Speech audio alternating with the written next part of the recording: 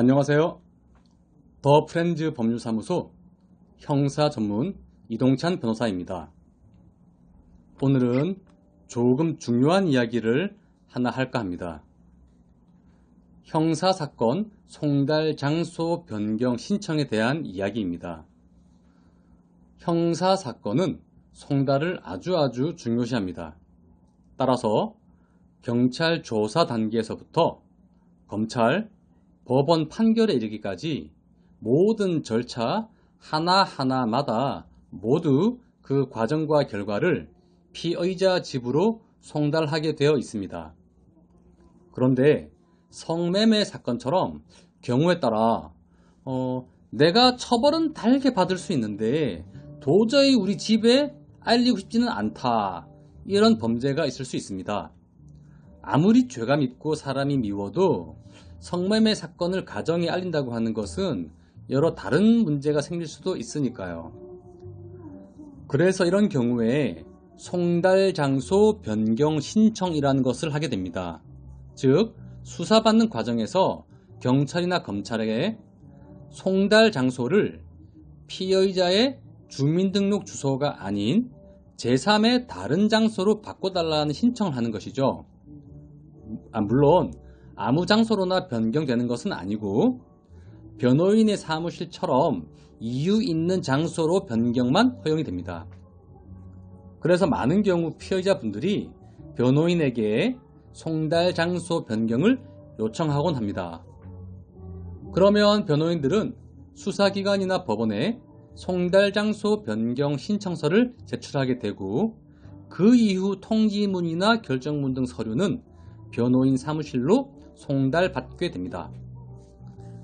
자, 그런데 문제는 이렇게 송달 장소 변경 신청을 해도 경우에 따라 간혹 변호인 사무실이 아닌 피의자 집으로 직접 송달되는 경우가 있다는 겁니다. 의뢰인도 당황하고 변호인도 당황하고 모두가 불행해지는 순간이겠죠. 이런 경우는 크게 두 가지를 생각해 볼 수 있는데요.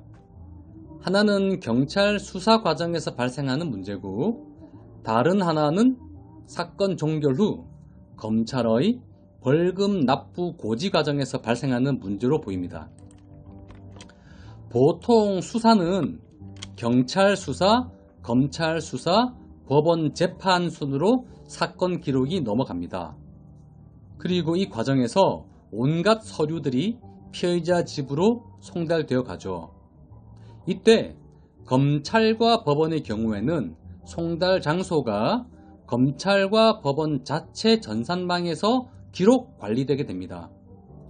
따라서 검찰이나 법원 단계에서 송달 장소 변경을 신청하게 되면 전산망 주소에 변경된 송달 장소가 입력되어 있기 때문에 아무런 문제가 없습니다. 그런데 경찰은 이러한 자체 전산망이 없습니다. 아니, 있기는 한데 수사 중인 사건에 대한 내용을 기록하도록 되어 있지는 않습니다. 따라서 경찰 단계에서 수사가 끝나고 송치 결정이나 불송치 결정에 대한 내용을 보낼 때는 담당 경찰관께서 사건 기록 종이 뭉치에서 일일이 피의자 주소를 찾아서 여기에 나온 주소로 송달하게 되는 겁니다. 이 과정에서 그 담당 경찰관께서 송달 장소 변경 신청 써있다 하더라도 실수로 찾지 못하고 원래 주소로 송달하는 경우가 생기게 되는 거죠. 그리고 이러한 일이 생긴다 하더라도 송달은 우편을 보내는 사실 행위에 불과하고 원칙이 주민등록상 주소로 보내는 것이기에 이러한 문제가 생겨도 경찰을 탓할 수는 없습니다. 그리고 두 번째, 경찰, 검찰, 법원까지 모든 과정이 잘 마치고 모든 서류가 변호사 사무실로 송달되었는데 갑자기 재판 끝난 이후에 벌금 납부 고지서라는 게 집으로 훅 날라올 수가 있습니다. 이는 법원에서 사건이 종결된 후 최종적으로 벌금을 납부할 때는 사건 기록이 다시 검찰로 가서 검찰에서 벌금 납부 고지서를 보내게 되는데, 이때는 원칙적으로 주민등록상 주소지로 송달하게 되어 있습니다. 따라서 법원 판결까지 안심하고 있다가 마지막에 벌금을 내는 과정에서 모든 문제가 가족들에게 알려질 수도 있다는 것이죠. 결국 이런 문제를 막기 위해서는 형사사건에서 송달 장소 변경을 위해서는 세 가지를 신경을 써야 됩니다.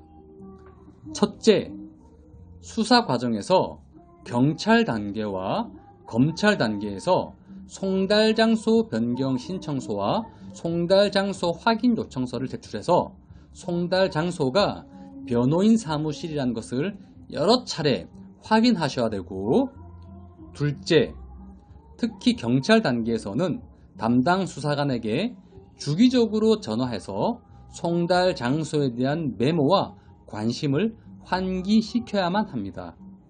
특히 담당 수사관은 예고 없이 바뀔 수도 있기 때문에 주기적인 확인은 반드시 필요합니다.